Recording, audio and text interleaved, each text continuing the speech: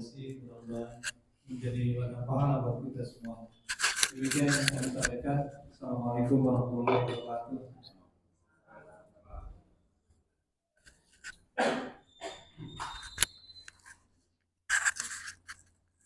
Assalamualaikum warahmatullahi wabarakatuh. Assalamualaikum warahmatullahi wabarakatuh. Belum sarapan, Bu. Innal hamdalillah nahmaduhu wa nasta'inuhu wa nastaghfiruh wa na'udzu billahi min shururi anfusina wa min sayyiati a'malina. Man yahdihillahu fala mudilla lahu wa may yudlilhu fala hadiya lahu. Ashhadu an la ilaha illallah wahdahu la syarika lah wa ashhadu anna Muhammadan abduhu wa rasuluhu la rasula wa la nabiyya ba'dah. Ya ayyuhalladzina amanu taqullaha haqqa tuqatih wa la tamutunna illa wa antum muslimun. Ya ayyuhan nasu taqu rabbakum alladzi khalaqakum min nafsin wahidah wa khalaqa minha zawjaha wa batha minhuma rijalan katsiran wa nisaa wattaqullaha alladzi tasaaluna bihi wal arham innallaha kana 'alaykum raqiba. Ya ayyuhalladzina amanu taqullaha wa qulu qawlan sadida yuslih lakum a'malakum wa yaghfir lakum dhunubakum wa may yuti'illaha wa rasulahu faqad faza fawzan 'azima. Amma ba'du fa inna asdaqal hadithi kitabullah wa khairal huda huda Muhammadin sallallahu alaihi wa alihi wasallam wa syarrul umuri muhdatsatuha wa kullu muhdatsatin bid'ah wa kullu bid'atin dhalalah wa kullu dhalalatin finnar. Umatal muslimin, jamaah salat subuh musalla Al-Amir yang semoga senantiasa diberikan rahmat oleh Allah, diberikan hidayah oleh Allah Azza wa Jalla, dan diberikan taufik oleh Allah di sisa umur kita yang ada, agar kita bisa di atas kebaikan di akhir-akhir atau detik-detik kita akan berpisah dengan dunia, masuk alam berikutnya, alam barzah, menunggu datangnya alam akhirat. Allah Azza wa Jalla meneteskan kenikmatan yang begitu besar, yang begitu banyak kepada kita. Namun tetesan nikmat itu kadangkala menjadi hambar buat kehidupan kita, karena orang menganggap nikmat itu hanya berhubungan dengan dunia. Maka hendaklah seorang muslim yang baik selalu bersyukur kepada Allah, bukan hanya diberikan kebahagiaan dunianya, ditambah kehidupan dunianya oleh Allah, akan tetapi selalu bersyukur kepada Allah apabila kita diberikan nikmat untuk bisa di atas sunnah dan hidayah Allah Azza wa Jalla. Karena ini sebuah kenikmatan yang Masya Allah tidak ada taranya dibandingkan dengan dunia yang kita miliki. Tidaklah dunia yang kita miliki sebanyak apapun akan bisa bernilai di sisi Allah Azza wa Jalla kalau kita tidak diberikan petunjuk oleh Allah Azza wa Jalla untuk mendapatkan hidayah Islam ini. Maka bersyukur kepada Allah, kita dipilih oleh Allah Azza wa Jalla untuk menjadi seorang muslim. Maka jadilah seorang muslim yang baik, menjadi mukmin yang terbaik di sisi Allah Azza wa Jalla. Karena mukmin yang terbaik, maka dia akan melahirkan ketakwaan yang terbaik di sisi Allah Azza wa Jalla. Allah Azza wa Jalla hanya menerima amal-amal ibadah orang yang bertakwa kepada Allah. Innama yataqabbalullahu minal muttaqin. Sesungguhnya Allah Azza wa Jalla hanya menerima amalan-amalan orang yang bertakwa kepada Allah. Siapakah orang yang bertakwa itu? Orang yang selalu menelaah, memperbaiki kualitas ibadahnya di sisi Allah Azza wa Jalla. Dia tidak hanya sekedar mau beribadah kepada Allah. Yang penting selesai ibadahnya, tidak. Tapi orang bertakwa itu betul-betul memperhatikan bagaimana kualitas ibadahnya di sisi Allah yang terbaik di sisi Allah Azza wa Jalla. Karena Allah jamilun yuhibbul jamal. Allah itu apa? Apa jamal? Jamil, elok, indah, ya, baik, dan hanya menyukai yang indah-indah. Ya. Cuma kaum muslimin yang dirahmati Allah Azza wa Jalla, ternyata dalam perjalanan hidup ini tidak semulus yang kita bayangkan, sebagaimana perkataan Fudail bin Iyad kepada kita. Ya, ketika dia bertanya kepada seorang laki-laki, apa kata beliau, berapa umurmu sekarang?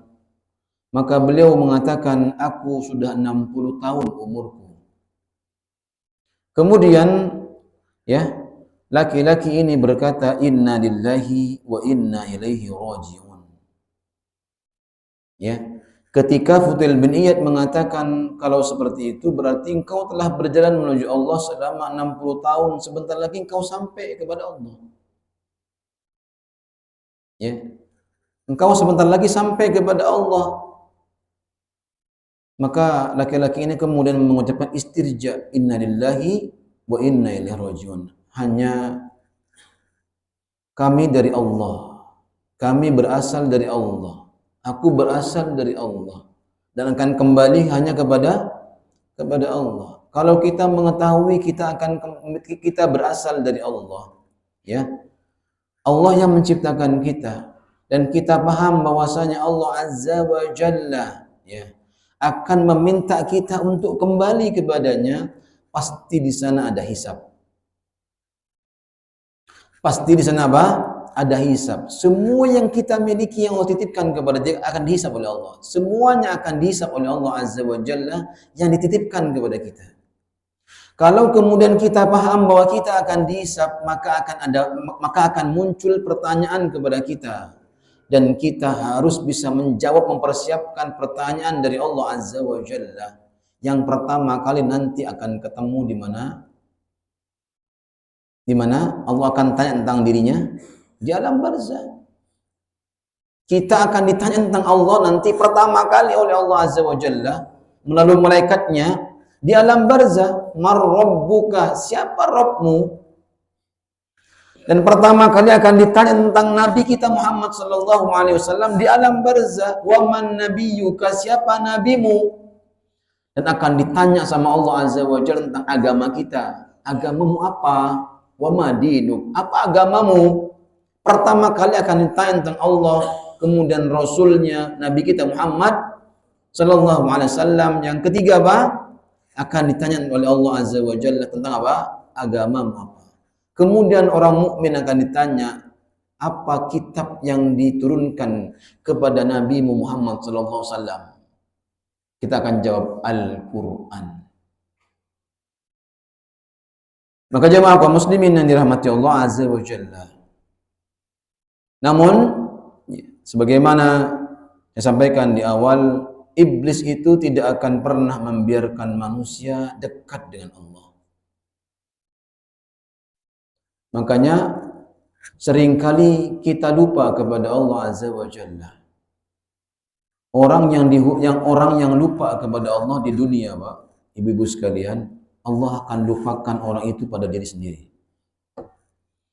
Saya ulang sekali lagi, orang yang lupa kepada Allah di dunia, maka Allah akan melupakan orang itu bukan untuk orang lain, tapi untuk diri sendiri. Coba, dia nggak tahu apa kebutuhannya, dia nggak tahu harus bagaimana, dia nggak tahu saya harus bagaimana nih nanti ke depannya, nggak tahu dia.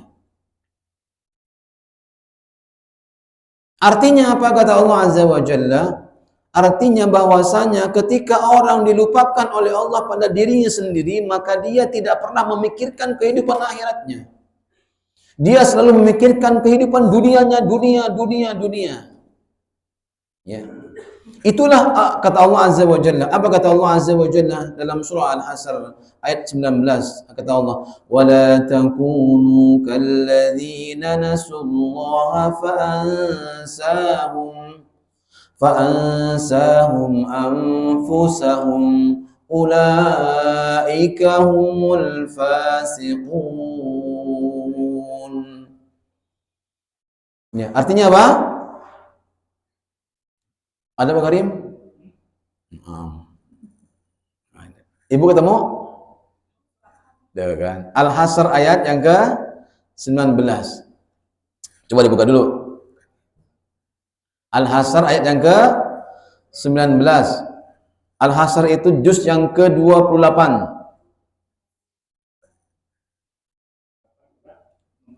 Al-Hasr. Di awal Pak Karim. Ada nggak Pak Karim?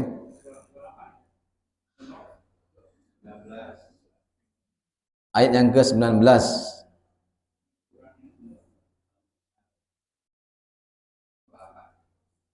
Al-Hasr. Ada lama ini. وَلَا تَكُونُوا كَالَّذِينَ نَسُوا اللَّهَ فَأَنْسَاهُمْ أَنفُسَهُمْ أُولَئِكَ هُمُ الْفَاسِقُونَ.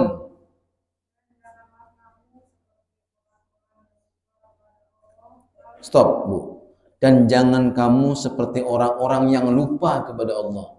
Orang-orang yang lupa kepada Allah. Saya mau tanya sama antum, lupa itu di mana? Di akhirat, di alam barzah, atau di akhirat, atau di dunia? Dunia, Pak. Gak ada orang lupa di mana? Di alam barzah nggak ada. Lupa itu di mana? Di dunia.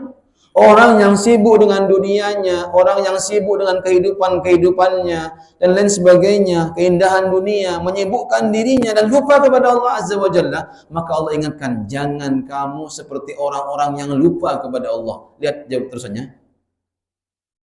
Terus, Masya Allah. Saya mau tanya sama Bapak Ibu sekalian, ini hukuman bukan? Ini hukuman bukan? Hukuman di mana manusia dihukum tapi dia nggak sadar. Saya ulang sekali lagi, hukuman di mana manusia dihukum oleh Allah Azza wa Jalla, namun dia tidak sadar bahwa dirinya dihukum sama Allah. Maka tidak ada hukuman yang paling berat, ya. Kata Nabi SAW, kecuali hukuman yang diberikan kepada seorang, ya, tentang hatinya dijauhkan dengan Allah Azza wa Jalla. Kalau kita bangkrut dari usaha, Pak, itu hukuman yang kecil, kata Allah. Kecil. Kita di PHK dari pekerjaan kita, itu hukuman kecil, kata. Ya. Hukuman kecil. Ada hukuman yang paling berat, yang manusia ketika dihukum nggak sadar bahwa dirinya dihukum sama Allah. Dijauhkan seseorang dari Allah Azza wa Jalla. Dicabut kenikmatan dia beribadah kepada Allah Azza wa Jalla. Bagaimana mungkin dia bisa menikmati ibadah sedangkan dia tidak bisa beribadah? وَلَا تَكُونُوا كَالَّذِينَ نَسُوا اللَّهَ فَأَنْسَاهُمْ أَنفُسَهُمْ أُولَئِكَ هُمُ الْفَاسِقُونَ, kata Allah. Terus bulik, mereka itulah orang-orang yang fasik. Jadi Bapak Ibu sekalian, sebanyak apapun manusia Allah ciptakan di dunia, kemudian tidak mau beribadah kepada Allah, tidak mau sujud sama Allah Azza wa Jalla, hanya mencari dunia saja, maka Allah tidak akan pernah berkurang kekuasaannya. Karena Allah tidak butuh ibadah seorang hamba. Kalau kekuasaan Allah tergantung pada ibadah hamba, niscaya Allah semakin lama semakin berkurang kekuasaannya. Kenapa? Karena lebih banyak orang yang tidak ibadah ketimbang ibadah. Lebih banyak orang yang ingkar ketimbang orang yang taat kepada Allah Azza wa Jalla. Lebih banyak orang yang berbuat maksiat ketimbang berbuat baik kepada Allah Azza wa Jalla. Betul atau tidak? Buktinya coba hari ini. Coba berapa banyak orang yang sholat subuh hari ini? Hitung dengan orang yang tidak sholat subuh berjamaah. Jumlahnya pasti lebih banyak. Nah ini jemaah kaum muslimin yang dirahmati Allah Azza wa Jalla. Allah mengatakan, dalam ayat ini bahwasanya jangan sekali-kali kau lupakan Allah Azza wa Jalla. Ya. Makanya hadis ini, hadis yang akan kita bahas adalah luasnya ampunan Allah. Hadis arba'in yang kita akan bahas hari ini adalah luasnya ampunan Allah. Kalau rahmat itu ada berapa rahmat yang Allah miliki? Tidak tahu. Kemarin sudah sebutkan sama rahmat Allah, punya berapa rahmat Allah yang digenggam sama Allah? Allah punya rahmat berapa? 100. Berapa berarti?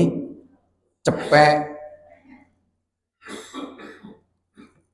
Satu Allah turunkan ke dunia, 99 di mana? Digenggam sama Allah Azza wa Jalla, akan diberikan nanti pada hari kiamat.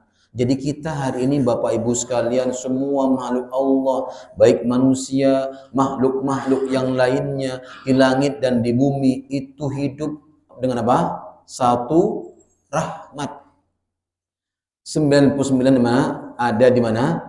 Di tangan Allah Azza wa Jalla, digenggam sama Allah. Coba antum bayangkan. Satu rahmat aja Pak, kita masih tidak mungkin Allah membiarkan kita kelaparan.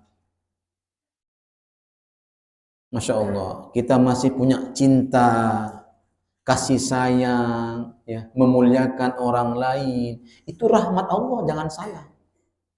Coba rahmatnya dicabut, munculnya apa? Kebencian, kedengkian, hasad, suudzon, putus asa. Iya. Makanya jemaah kaum muslimin yang dirahmati, dimuliakan oleh Allah Azza wa Jalla, hari ini kita akan bahas apa? Luasnya ampunan Allah. Kenapa demikian? Karena iblis laknatullahi alaih tidak akan membiarkan hambanya di atas kebaikan berjalan menuju mana? Surga. Maka saya teruskan perkataan Fudail bin Iyad.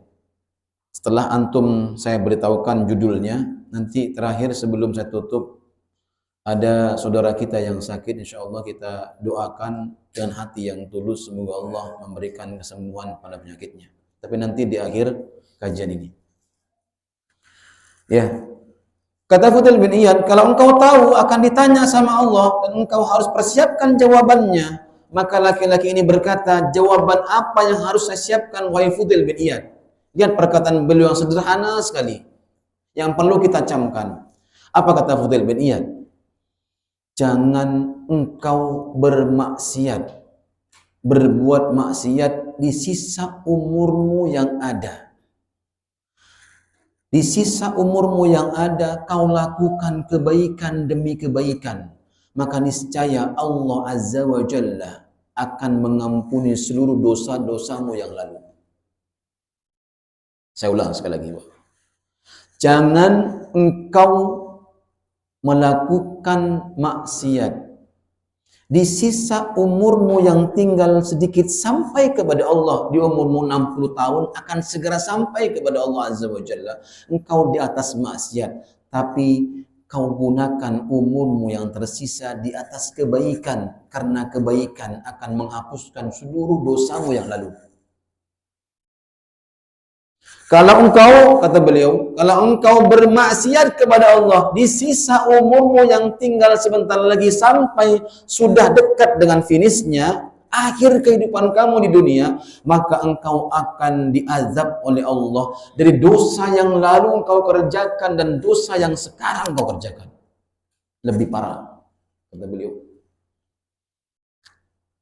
Saya mau tanya sama antum, kira-kira siapa yang bisa jawab apa sih yang dimaksud daripada Fudail bin Iyad ini dari keterangan saya tadi, bahwasanya Allah akan tanya tentang kita nanti, tanya tentang agama kita, tentang nabi kita, kitab kita. Apa sih sebenarnya antum simpulkan dari ini? Saya kasih hadiah nih. Ayo. Hah? Ayo. istiqomah di atas agama, istiqomah di atas agama, di atas ketaatan kepada Allah Azza wa Jalla. Benar apa tidak? Benar apa tidak? Kenapa antum ragu-ragu? Benar tidak? Ya, kalau benar saya kasih hadiah, kalau nggak benar saya nggak kasih. Benar apa tidak? Ya, kita harus selalu istiqomah di atas apa? Di atas ketaatan kepada Allah Azza wa Jalla. Apa di antara ketaatan itu yang bisa kemudian berpengaruh terhadap 3-4 pertanyaan di alam barzah? Karena Allah akan menguatkan iman seseorang untuk bisa menjawab pertanyaan siapa? Mungkar dan nakir. Antum mau yang mana, Pak? Mencetak generasi Rabbani atau apa ini? Ya, manajemen waktu. Mau yang mana, Pak? Antum terang pilih antum lah, terserah. Ini ada 2 di sini. Baik. Jamaah kaum muslimin yang dirahmati Allah Azza wa Jalla. Inilah bahwasanya kita hari ini tidak akan pernah luput dari dosa atau kesalahan atau maksiat kepada Allah Azza wa Jalla. Karena iblis tidak akan pernah membiarkan kita hidup dengan ketenangan di atas kebaikan.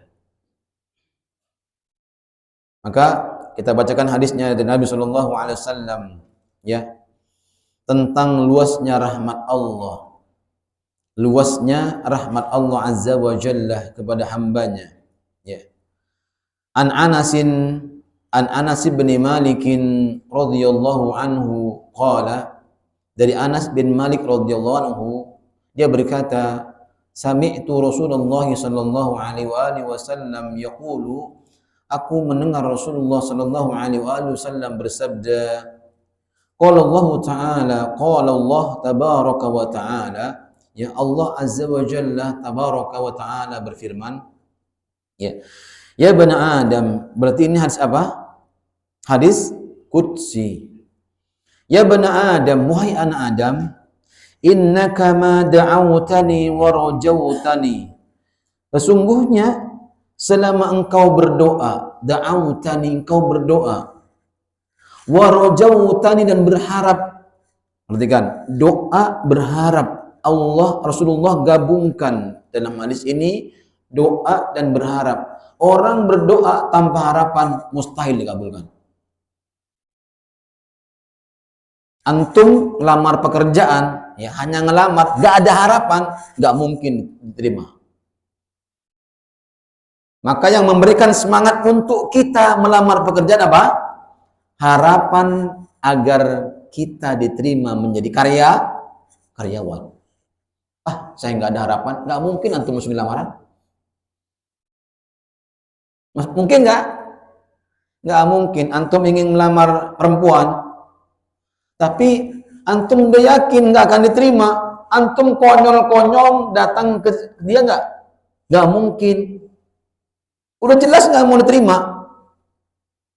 Orangnya nggak suka, bapaknya juga nggak suka, ibunya nggak suka. Tapi antum nekat, namanya usaha, Ustadz.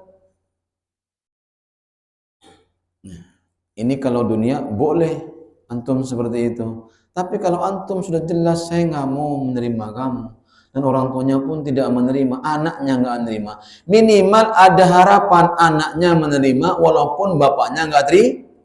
Ibunya terima, masih bisa ada rayuan gombalnya dari istrinya.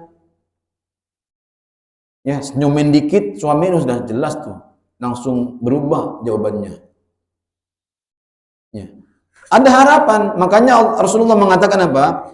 Ma da'awtani wa rajautani, engkau berdoa dan berharap hanya kepada Allah Azza wa Jalla. Doamu yang tulus kau panjatkan kepadaku, dan harapanmu kau gantungkan sepenuhnya kepadaku, kata Allah Azza wa Jalla. Wa fartu laka ala ma kana minka wa la ubali. Aku akan ampuni semua dosa-dosamu, aku enggak peduli, kata Allah, sebanyak apapun dosamu. Ingat ini, ya. Sebanyak apapun dosamu. Ya. Kemudian, ya bani Adam, wahai anak Adam. Yang pertama diingat-ingat poin yang pertama, karena ini ada 3. Hanya ada 3 poin dalam hadis ini, ya. bahwasanya rahmat Allah itu, rahmat ampunan Allah itu maha luas, ya, maha luas. Ya ibn Adam, law balawal dhunubuka anana as-sama'i thumma astaghfartani ghafartu laka wala ubali. Wahai anak Adam, ya, seandainya dosamu setinggi langit, coba antum bayangkan, setinggi langit nih, antara bumi dan langit bumi, Masya Allah, seluas hamparan bumi ini, Masya Allah, coba antum bayangkan, tingginya setinggi langit, berapa dosa kira-kira Pak, Ibu? Bejibun, ya, bejibun, banyak sekali. Lihat, Allah mengatakan apa? Rasulullah mengatakan apa? Seandainya engkau dosamu setinggi langit, banyak sekali dosamu, kemudian engkau beristighfar kepada Allah, minta ampun kepada Allah, kau ucapkan astaghfirullah wa atubu ilaih. Allahumma anta rabbi la ilaha illa anta. Doa istighfar, sedul istighfar misalnya. Antum betul-betul berdoa, kita berdoa kepada Allah, beristighfar kepada Allah Azza wa Jalla. Wafartu laka wa la ubali. Aku akan ampuni sebanyak apapun dosamu itu. Aku nggak peduli. Makanya malah ini hadis ini, Masya Allah Pak, memberikan kebahagiaan kepada kita orang-orang yang biasa terjerumus dengan dosa. Atau orang-orang yang berkeliman dengan dosa. Tapi jangan berbahagia, ya. Ya Allah Maha Pengampun, Ustadz, udah dosa dulu aja, tertobatnya belakangan. Kapan antum mau tobatnya? Bukan ini maksudnya, jangan salah pahami hadis ini. Ya.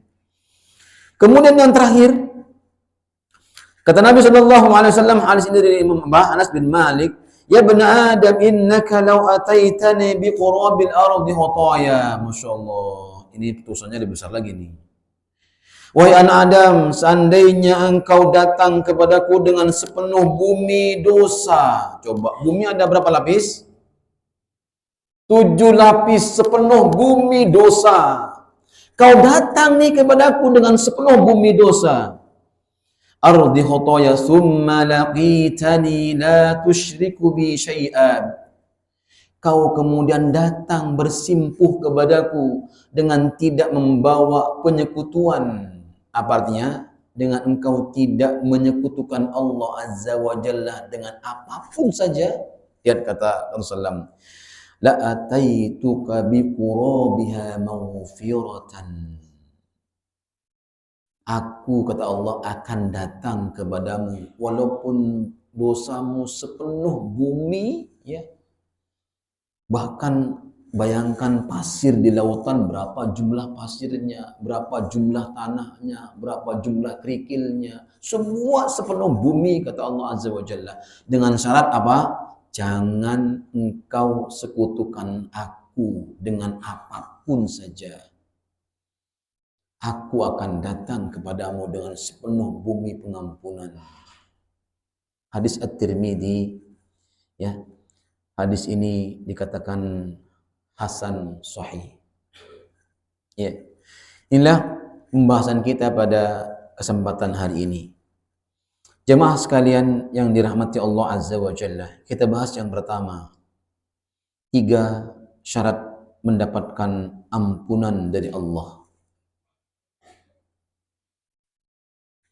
3 syarat mendapatkan ampunan dari Allah. Yang pertama tadi apa? Ya ibn Adam, innaka ma da'awtani wa rajawtani wafartu laka ala ma kana minka wa la ubali. Yang pertama apa? Engkau berdoa serta berharap kepada Allah Azza wa Jalla. Ini syarat pertama.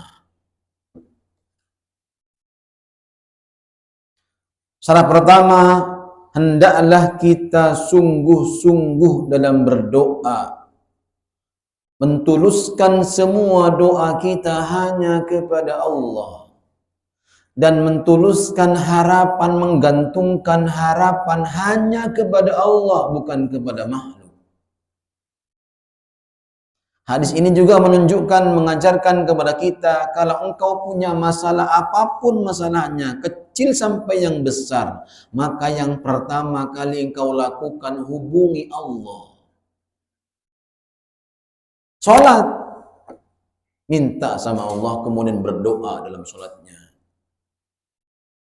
Bukankah ada seseorang yang punya anak laki-laki, dikisahkan di mana namanya, di Timur Tengah sana, ya, di Mekah, bahwasanya apa? Dia punya anak laki-laki yang mengalami sakit komplikasi, yang tidak ada harapan kata dokter. Ya. Waktu itu adalah waktu yang ditentukan sama dokter untuk operasi anaknya. Maka ada seorang syekh yang kemudian menyarankan kepada orang tuanya dengan muka yang sedih, dengan muka yang lemes, kata orang, sudah tidak punya harapan. Kata dokter, kalau dioperasi juga 50-50. Berarti kalau 50-50 Pak, kira-kira Bapak iya apa tidak? Iya apa tidak? Masih apa mikir pasti. Maka ini anak satu-satunya harapan dia. Kemudian saya ini mengatakan, sebelum engkau mendatangi anakmu, menandatangani surat perjanjian, ya, operasi anakmu, kau pergi ke masjid, wuduklah, sholatlah, minta sama Allah untuk kesembuhan anakmu. Maka laki-laki ini kemudian, ya, pergi ke masjid rumah sakit. Kemudian dia sholat 2 rakaat, dari mulai takbir sampai akhir salamnya tidak ada air mata yang kering kecuali membasahi semua pipinya. Dia minta kepada Allah dengan harapan yang tulus, harapan yang tinggi Allah mengabulkan doanya. Dengan hati yang tulus dia berdoa kepada Allah untuk kesembuhan anaknya. Keluar dari masjid, ketemulah dengan dokter yang menanganinya. Apa kata dokter? Pak, alhamdulillah anak Bapak mengalami kemajuan. Sudah mengalami kebaikan. Nanti insya Allah habis ini kita periksa dulu. Kalau semuanya bagus, maka anak Bapak tidak jadi operasi. Ketika observasi, ya, lagi, ternyata semua organ tubuhnya yang mengalami sakit komplikasi, tidak ada yang sakit sedikit pun. Nah, antum harus yakin ini dengan apa syaratnya sih Ustaz, doanya dikabulkan. Nah, ini perlu. Jangan sampai antum berdoa, ya. Karena ada orang jamaah, ini ada ikhwan yang di PHK. Tapi dia dapat pesangon, alhamdulillah Ustaz, saya dapat pesangon besar, pesangon saya. Saya ingin dari uang pesangon ini saya berusaha. Usahanya bangkrut, habis uangnya. Bahkan dia mengalami kanker otak. Ini ikhwan masih ada orangnya. Ustaz, aku sudah nggak punya harapan sama Allah. Kalau sebelum saya seperti ini, saya sholat tahajudnya nggak pernah aku ketinggalan. Sekarang paling cuma 2 rakaat, 1 witir. Kadang-kadang ya begitu loh. Kalau berdoa hanya sekedarnya aja sama Allah. Karena aku berpikir Allah tidak mau mendengarkan doa. Makanya Allah Azza wa Jalla mengatakan kepada kita, apa kata Allah Azza wa Jalla? Wa qala rabbukum ud'uni astajib lakum. Apa kata Allah? Wa qala rabbukum ud'uni astajib lakum. Dalam surah Ghafir, surah yang ke-40, ayat yang ke-60. Bisa dibuka. Surah Ghafir, ayat yang ke-60, surah yang ke-40. Wa qala rabbukum ud'uni astajib lakum. Ya. Dan Rabbmu berfirman, berdoalah kepadaku, kata Allah Azza wa Jalla, niscaya akan aku perkenankan bagimu. Artinya apa? Dikabulkan sama Allah Azza wa Jalla. Ya, dikabulkan sama Allah Azza wa Jalla. Allah berfirman dalam surah yang lain, wa idza sa'alaka 'ibadi 'anni fa inni qarib ujibu da'watad da'i idza da'ani falyastajibu li wal yu'minu bi la'allahum yarshudun. Kalau kata Allah dalam ayat ini, aku ini dekat dengan kamu, bahkan lebih dekat dari urat nadimu. Jika engkau minta sama aku, engkau berdoa kepada aku, dan punya harapan dalam doanya yang tinggi untuk dikabulkan sama Allah, niscaya aku akan mengabulkan setiap permintaanmu. Maka dari sini Bapak Ibu sekalian bisa menyimpulkan syarat-syarat doa dikabulkan sama Allah. Jangan sampai ngeblank ini. Saya sudah sebutkan ayatnya. Bapak Ibu sekalian menyimpulkan syarat-syarat diterimanya amal doa kita oleh Allah Azza wa Jalla. Ini ada syaratnya. Ya. Karena Nabi Sallallahu Alaihi Wasallam melarang seseorang berdoa dengan doa yang seperti ini. Allahumma firli in syi'ta. Dilarang sama Nabi ini doa begini. Ya Allah, ampuni aku ya Allah kalau engkau mau. Kata Allah, aku nggak mau.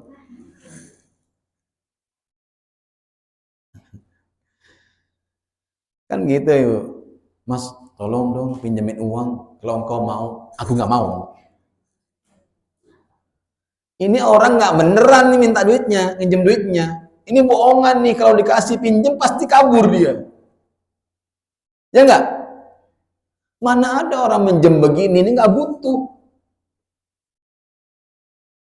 Makanya Nabi Shallallahu Alaihi Wasallam mengajarkan jangan doa seperti ini. Yakinkan pada diri kita, Allah mengabulkan setiap doa kita. Gantungkan harapan kita yang tertinggi di sisi Allah Azza wa Jalla, karena Allah tidak akan pernah mengecewakan hambanya. Betul betul tidak? Makanya jemaah kaum muslimin yang dirahmati Allah Azza wa Jalla. Ya. Apa kemudian syaratnya Ustaz? Yang pertama, syarat doa dikabulkan sama Allah. Pertama, bersihkan hati kita. Berarti kalau bersihnya apa? Hati apa? Ikhlas. Kalau nggak ikhlas kira-kira terima benda? Tidak bakal. Yang ada muncul, ya Allah, Allah tuh udah nggak sayang sama aku. Seperti laki-laki tadi. Ya. Bahkan ada orang ikhwan juga, ya. Mana tahu? Apa? Kata-katanya itu Masya Allah ya. Aku sudah nggak percaya lagi sama Allah. Ini orang stres. Karena Allah nggak pernah mengabulkan doa saya. Puluhan tahun saya berdoa kepada Allah. 18 tahun saya berdoa, 20 tahun saya berdoa sama Allah Azza wa Jalla agar Allah memberikan kesembuhan kepadaku. Tapi sampai hari ini Ustaz, nggak pernah aku sembuh. Aku kecewa sama Allah. Ini Masya Allah ini bahaya ini. Ini bahaya. Ya. Pertama apa? Tuluskan hati kita. Yang kedua, gantungkan harapan kita setinggi-tingginya kepada siapa? Kepada Allah Azza wa Jalla. Harapan. Da'autani warajautani. Engkau, aku berdoa kepadamu dan berharap kepadamu ya Allah. Gantungkan harapan. Sama antum ke sholat, nggak punya harapan sama Allah, nggak diterima sama Allah. Makanya apa? Harapan kepada Allah harus ada.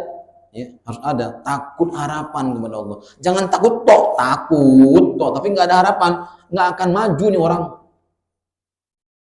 Takut, nggak ke masjid, tapi takut. Takut memunculkan harapan. Kenapa? Karena Allah akan memberikan semua harapan kita. Ya.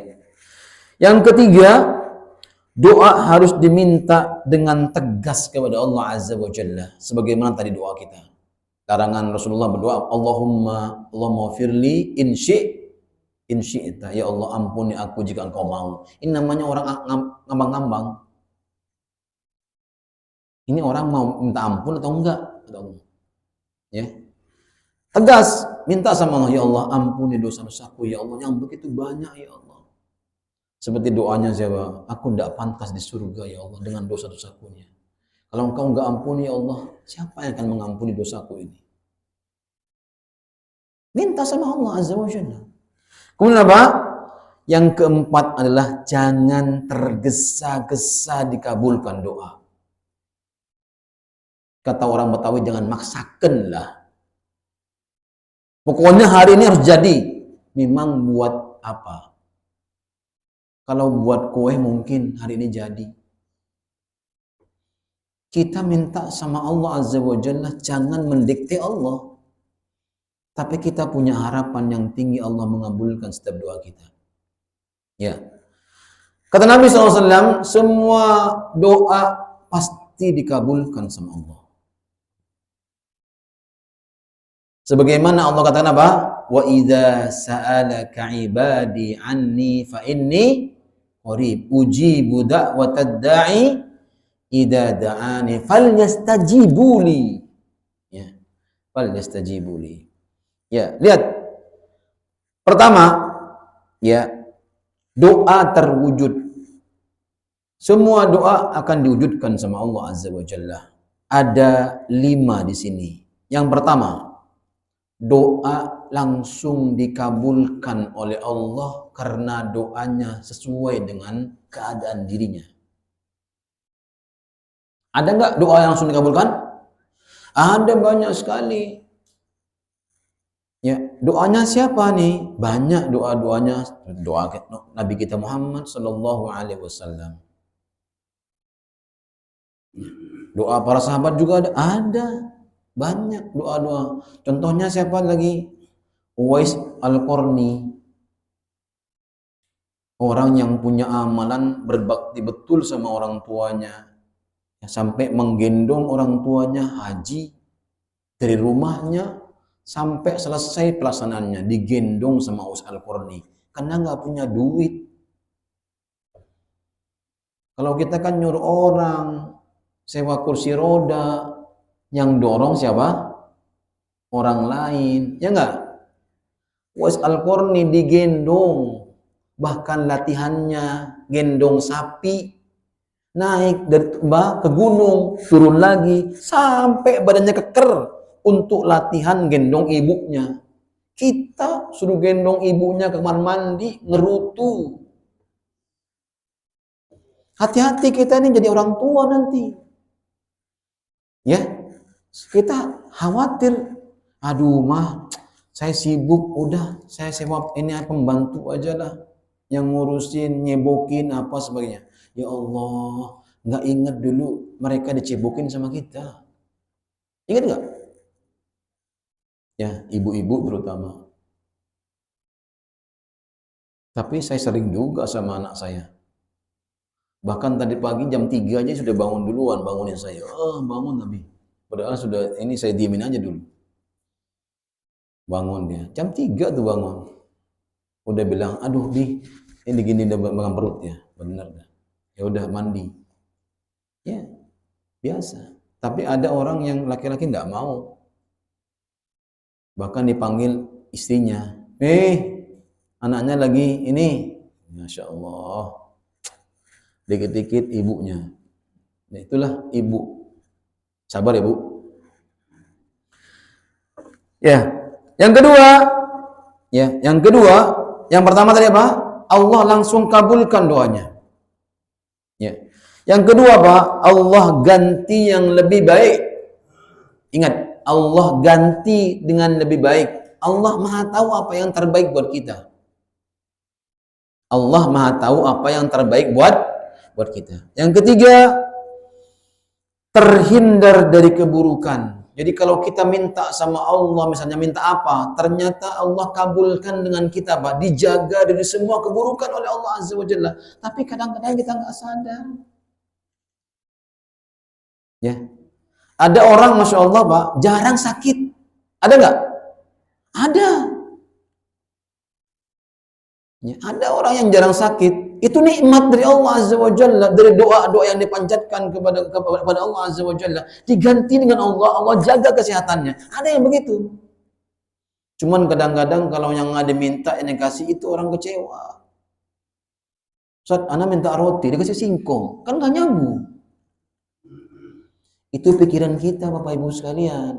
Allah itu maha tahu apa dari makhluk yang diciptakannya. Lebih tahu kita Allah dari kita. Tapi kita merasa Masya Allah ya. Saya nggak mau ceritakan bagaimana doanya seorang yang ingin punya istri. Pernah saya ceritakan kan kemarin? Kisah seorang syekh yang kemudian dia adalah tim pengajar di university. Pernah kan ceritakan? Lupa jangan-jangan. Dia punya teman yang kemudian berdoa kepada Allah Azza wa Jalla ya. Sudah ada akad ya, sudah disebarkan undangan, tinggal pernikahan seminggu lagi, dia batalkan sama istrinya. Calonnya ini betul-betul mencak-mencak sama bapaknya agar dibatalin. Akhirnya pun dibatalin pernikahannya. Lihat Bapak, sebelum janur kuning melengkung masih punya kesempatan. Masya Allah, dia minta sama Allah agar dikembalikan calon istrinya ini kepadanya. Sampai pada hari hanya pun dia nggak kunjung berbalik hatinya. Kemudian tak lama kemudian dia nikah sama orang lain. Ketika menikah dengan orang lain, umur sebulan dia kena kanker payudara. Benar kan? Ah iya, udah ibu cerita betul tuh. Berarti apa? Doanya dipindahkan. Nah itu baru yakin ibu. Ya, bapak masih belum ngeblank. Ya, makanya Pak.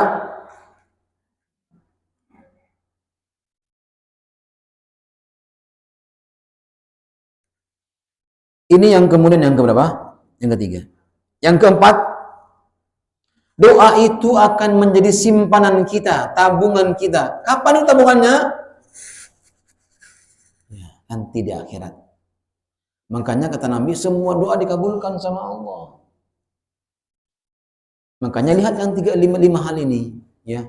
Jadi kalau kita berdoa sama Allah, jangan kemudian tergesa-gesa, mintanya roti, dikasih roti, mintanya duit, langsung pleng-pleng, datang hujan duit.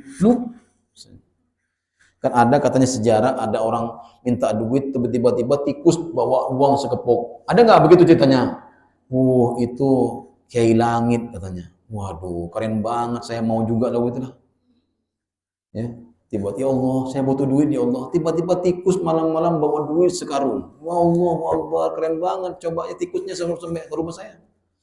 Alamatnya Kenanga 2, I3, nomor 3. Ya. Siapa yang punya tikus itu? Enak betul itu Pak. Saya kalau dengar cerita itu, saya ketawa, senyum aja. Masya Allah, luar biasa tuh orang ya. Langsung minta duit kepada Allah, dikasih duit melalui tikus. Ya. Gak apa-apalah, bukan tikusnya yang hina, tapi apa yang penting duitnya, ya enggak? Yang kelima, yang terakhir, Allah Azza wa Jalla menginginkan diampuni dosa-dosa kita sebagaimana hadis ini. Sebanyak apapun dosamu, kau datang berdoa kepadaku dengan punya harapan yang tinggi kepadaku, aku akan ampuni dosa-dosamu. Coba antum bayangkan, Masya Allah, betapa bahagianya orang seperti itu. Ya, betapa bahagianya orang seperti itu. Ya, kemudian yang kedua, syarat yang kedua, senantiasa beristighfar kepada Allah. Sebagaimana hadis tadi ya, Pak, ya bani Adam, law balaghat dhunubuka ananas sama, ya, wahai anak Adam, seandainya dosamu setinggi langit, ya, summastaghfartani, kemudian kau beristighfar kepadaku, wafartu laka wala ubali. Ya. Ini hadis menunjukkan bahwasanya syarat diterimanya, diampuni dosa kita yang kedua adalah perbanyak istighfar. Perbanyak apa? Istighfar. Betul enggak Ustaz? Ya, cobalah ibu bisa lihat. Ya. Kita lihat firman Allah Azza wa Jalla dalam surah, ya, surah yang mana dulu? Ali Imran lah yang paling rendah. Surah yang ketiga ayat yang ke-135. Surah Al Imran ayat 135. Cepetan Bu.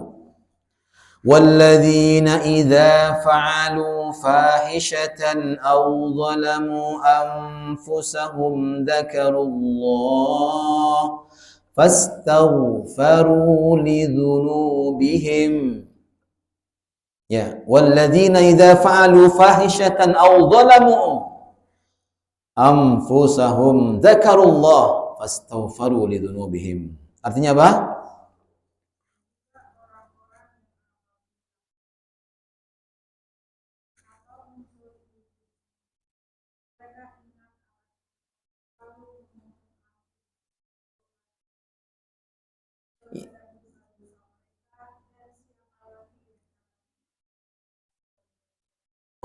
Siapa yang bisa mengampuni dosa kecuali Allah Azza wa Jalla. Orang yang terjerumus dalam dosa, sebanyak apapun dosanya, sebagaimana hadis ini meyakinkan kepada kita, orang yang penuh dengan dosa jangan pernah dicibir, karena kita tidak tahu nasib kita terjerumus enggak terakhirnya nanti dengan dosa. Makanya apa? Apa doanya? Ya Allah, jauhkan hamba dari segala musibah ini ya Allah. Gitu caranya. Berikan dia hidayah, ampuni dosa-dosanya. Gitu caranya Pak, Bapak Ibu sekalian. Ya, makanya apa? Hendaklah kemudian dia bertobat kepada Allah, ya, bertobat kepada Allah Azza wa Jalla dengan memperbanyak istighfar. Fastaghfiru lidzunubihim. Dia datang kepada Allah dengan istighfarnya, maka Allah Azza wa Jalla akan datang kepadanya dengan apa? Dengan ampunan. Lihat surah Nuh. Surah Nuh, surah yang ke-71 ayat ke-10 sampai 12. Nuh ya. Juz yang ke-29, surah yang ke-71, ayat 10 sampai 12. Faqultu astaghfiru rabbakum innahu kana ghaffara yursilis samaa'a 'alaikum midrara wa yumditkum bi amwalin wa banina wa yaj'alkum jannati wa yaj'al lakum anhara. Artinya apa? Faqultu astaghfiru rabbakum. Bu Lili.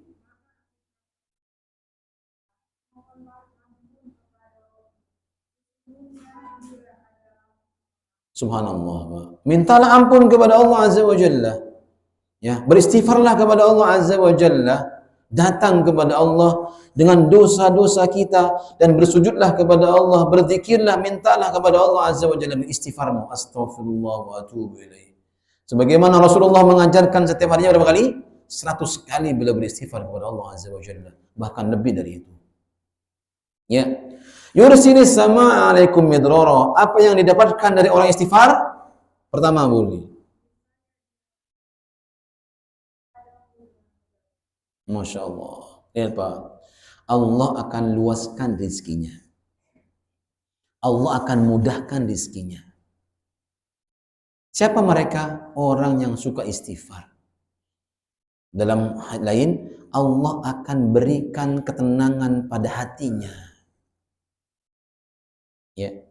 Ini yang pertama. Yang kedua,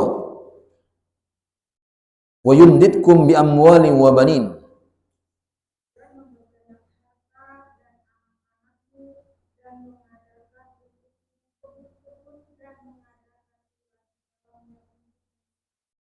Ya, ini adalah 3 keadaan orang yang rezekinya macet, ya. Maka Allah turunkan kepadanya orang yang paceklik, ya. Maka Allah juga turunkan kepadanya kebaikan. Kemudian orang yang nggak punya anak, maka diantaranya untuk kita punya anak adalah perbanyak istighfar. Ya. Inilah yang kemudian diajarkan sama Nabi Shallallahu Alaihi Wasallam. Kemudian yang terakhir suratnya adalah surah Az-Zumar, surah yang ke-39 ayat yang ke-53. Qul ya ibadiyalladzina asrafu ala anfusihim la taqnatu min rahmatillah. Innallaha yaghfirudz dzunuba jami'a. Innallaha huwal ghafurur rahim. Az-Zumar surah yang ke-39 ayat yang ke-53.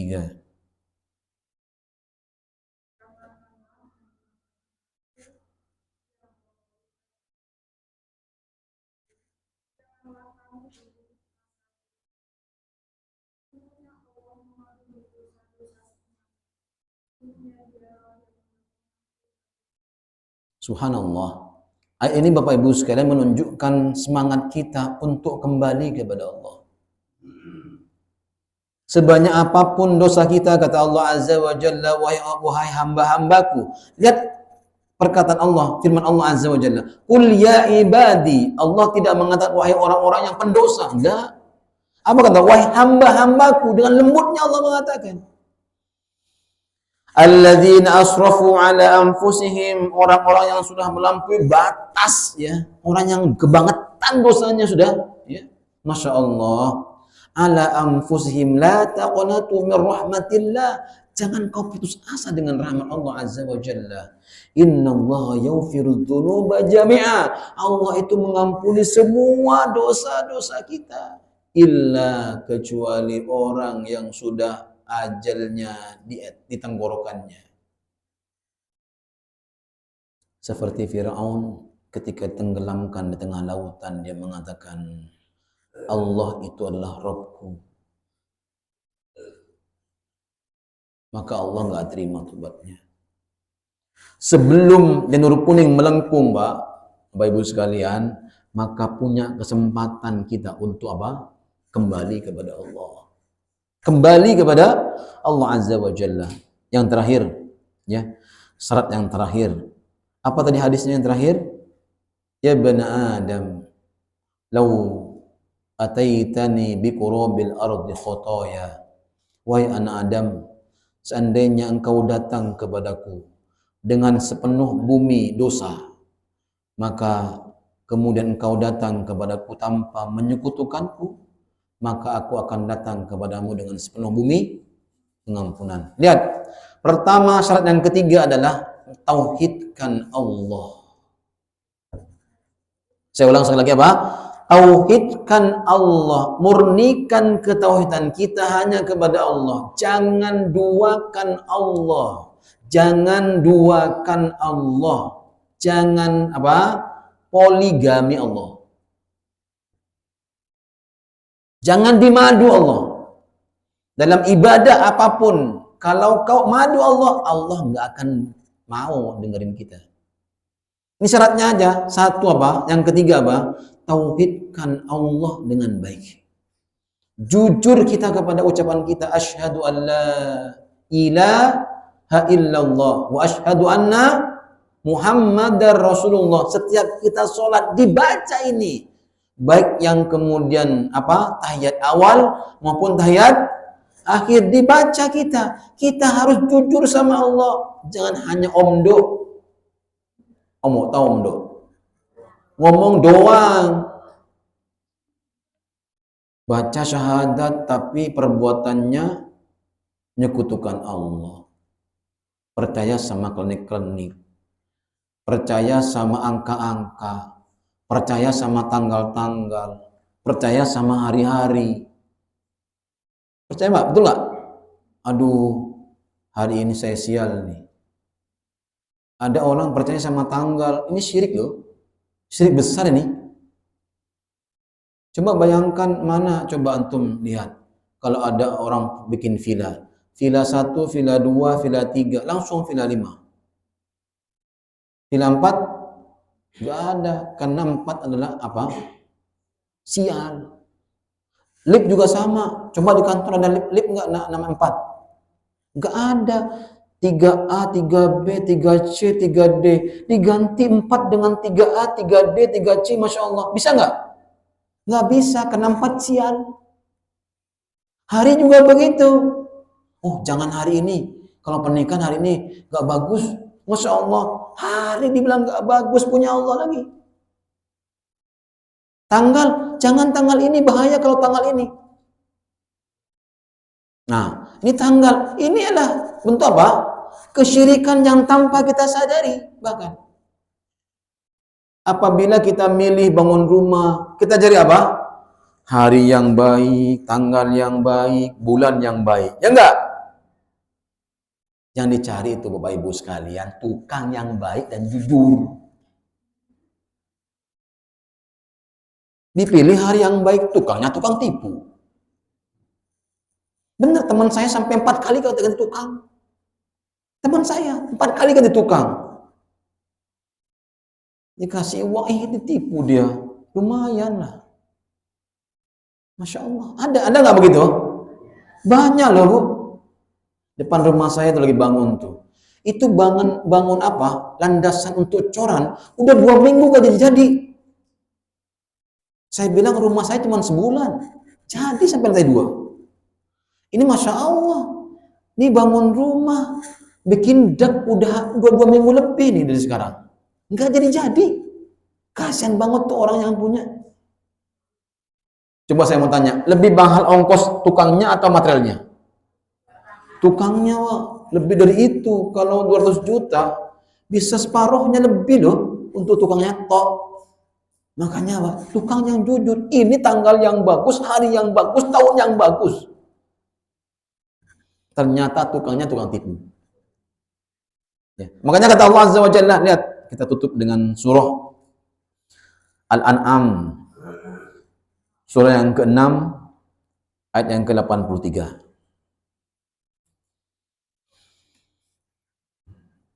Sudah ketemu? Boleh li? Alladzina amanu wa lam yalbisu imanahum bidzulmin ulaika lahumul amnu wa hum muhtadun. 82. Surah yang ke-6 ayat 82. Alladzina amanu, orang-orang yang beriman.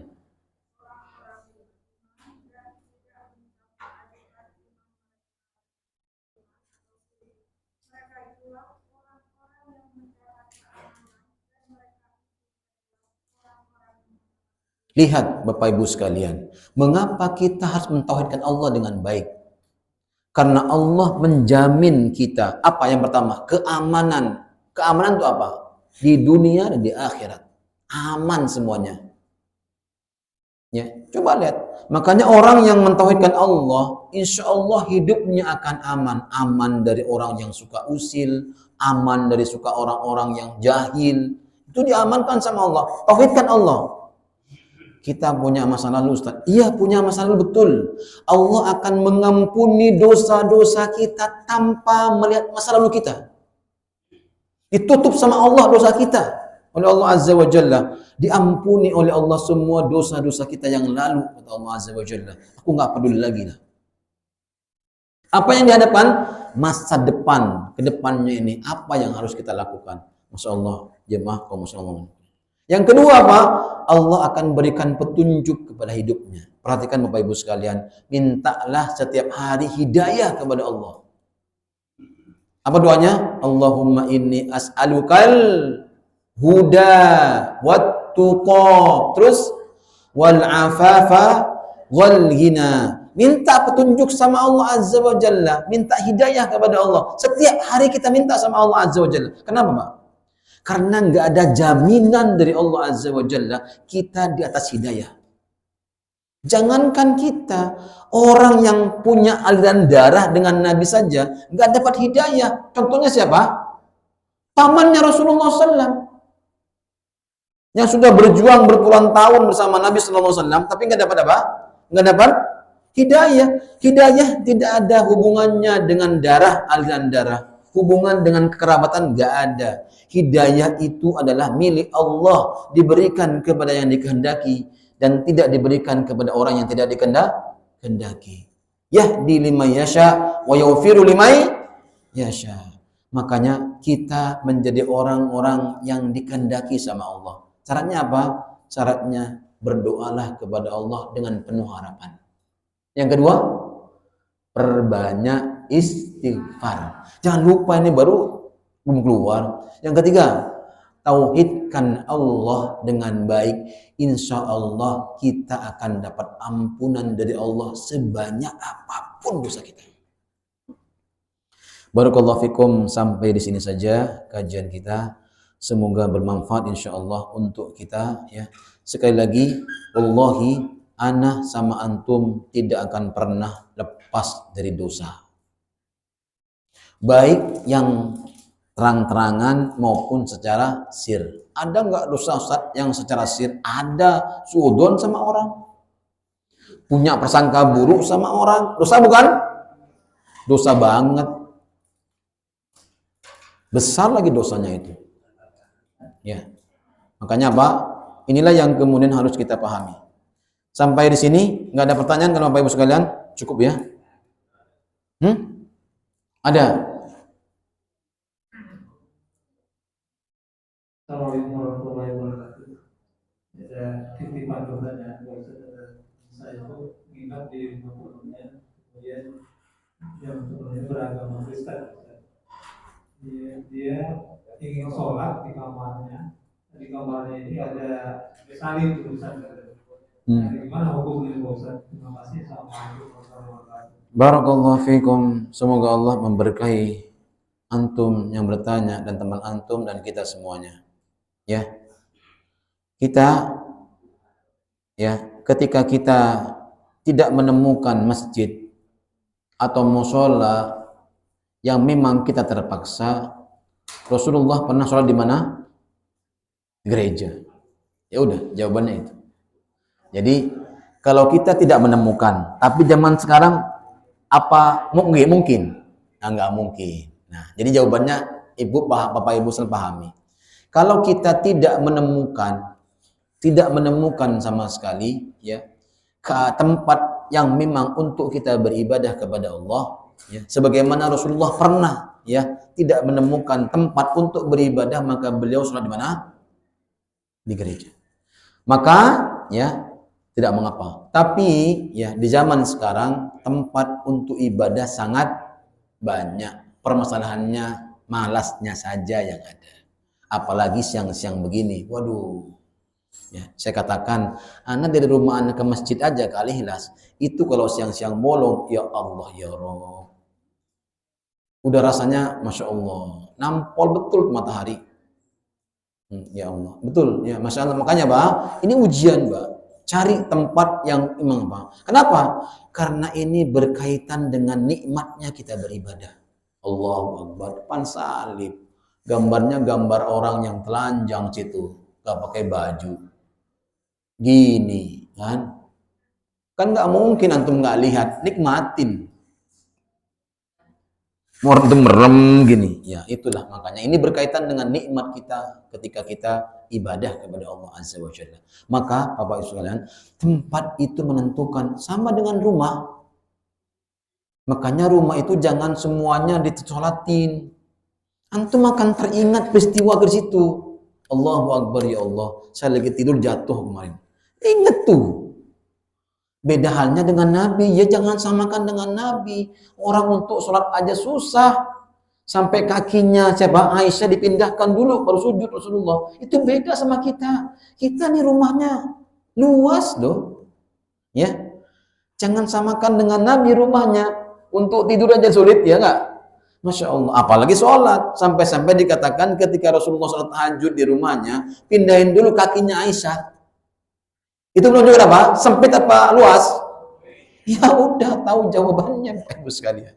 Makanya kita yang diberikan keluasan rezeki, rumah kita ada tempat kita untuk beribadah, bermunajat kepada Allah, baca Quran, berzikir, sholat tahajud, sholat duha di sana. Masya Allah. Coba sholat sunnah yang afdal di mana dilaksanakannya? Di rumah. Afdalnya itu di rumah dilaksanakan sholat sunnah. Kalau antum bisa sholat sunnah dulu ke beliau di sana, antum masih dapat sini, masih bisa dapat tahiyatul masjid, ya enggak? Nah, dapat dua antum dapatnya. Ustadz, ana sama tahiyatul syukrul wudu mutlak boleh enggak? Boleh, niatin antum dua langsung.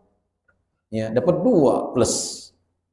Nah, inilah yang kemudian jemaah kaum muslimin yang dirahmati Allah Azza wa Jalla, kita beribadah kepada Allah ingin mendapatkan nikmat dari Allah Azza wa Jalla dalam beribadah. Kenapa? Karena ibadah tergantung kepada khusyuannya, diberikan pahala oleh Allah Azza wa Jalla. Barakallahu fikum, sudah siang kayaknya. Di Intan sudah banyak makan, kita belum masih kajian. Ya, saya dapat postingan kok makan doang ini. Kacau ya. Baik, kita tutup dengan doa hadis. Subhanakallahumma wa bihamdik, asyhadu an la ilaha illa anta, astaghfiruka wa atubu ilaik. Assalamualaikum warahmatullahi wabarakatuh. Oh ya Allah, maaf. Allahu Akbar. Ya, Pak Karim istrinya sakit, kita doakan ya dengan hati yang tulus, semoga Allah mengangkat penyakitnya. Saya baca, Bapak Ibu sekalian ikutin saja. Allahumma, ikutin apa Pak? Rabban nas adhibil ba'sa washfi. Silahkan Bapak Ibu niatkan kepada istrinya Pak Karim. Wa antas syafi, wa antas syafi, wa antas syafi, la shifaa illa shifauk, shifaan la yughadiru saqama. Allahumma rabban nas adhibil ba'sa washfi. Sebutkan nama istri Pak Karim. Wa antas syafi la shifaa illa shifauk, shifaan la yughadiru saqama. Sekali lagi, Allahumma rabban nas adhibil ba'sa washfi wa antas syafi la shifaa illa shifauk, shifaan la yughadiru saqama. Barakallahu fikum. Semoga Allah memberikan kesembuhan yang sempurna kepada istrinya Pak Karim, dan semoga bisa beraktivitas kembali seperti ikut kajian kepada kita. Cukupkan. Subhanallah bihamdik, asyhadu an la ilaha illa anta, astaghfiruka wa atubu ilaik. Assalamualaikum warahmatullahi wabarakatuh.